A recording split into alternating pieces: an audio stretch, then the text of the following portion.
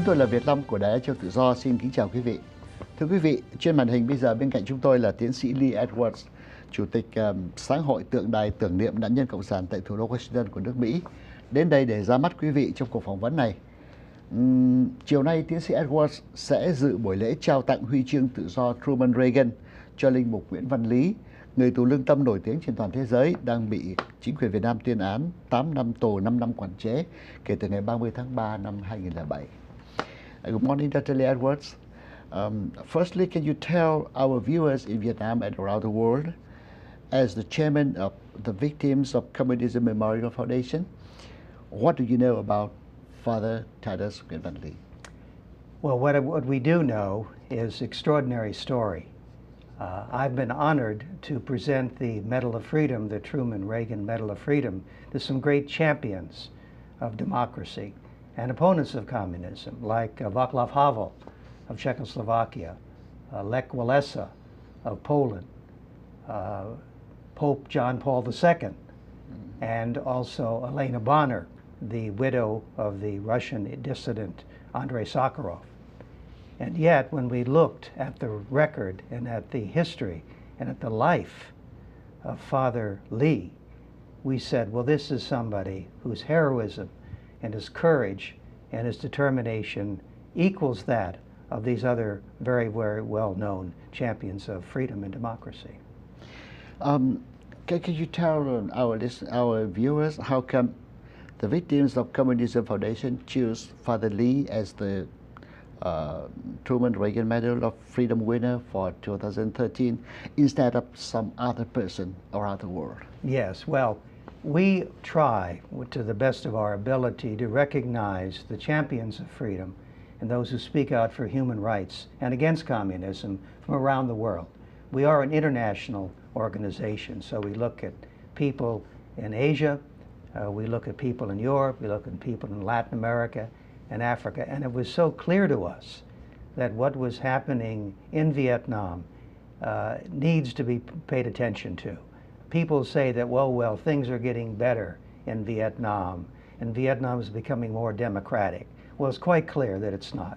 Vietnam is still suppressing basic human rights and liberties, the right to speech, the right to the press, the right to practice one's religion.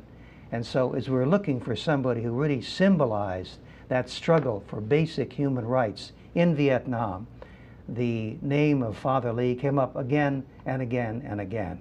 So our Vietnamese colleagues and friends said, please give serious consideration to giving the Medal of Freedom to Father Lee this year.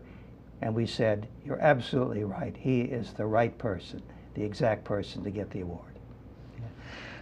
What do you think the Truman Reagan Award would be affecting the fate of Father Lee, currently imprisoned by Vietnam authorities? Well, we hope that, first of all, it will call attention to the fact that he's still in jail, that he's not in good health, that he really should be released for not only medical treatment, but should be let go. We were looking at the record and the fact that he's been arrested again and again. He's been in prison over and over again. And I think we did a rough estimate, and we figured that he's spent something like 20 of the last 30 years in prison. Right. What kind of a nation, what kind of a government, what kind of a regime would do that to somebody? And what was his crime? His crime was to say, let us have religious freedom. Let me celebrate Mass with my people. Let us listen to what's coming out of the Vatican in terms of the latest information about their faith and about their religion. So it seems to us that hopefully the Vietnamese government, the communist government of Vietnam, will say, enough, enough. Father Lee has suffered enough, release him. And I think that's the only way that's going to happen. We believe in the power of truth. We feel strongly that if you speak truth to power, that eventually the power will have to respond. Mm-hmm.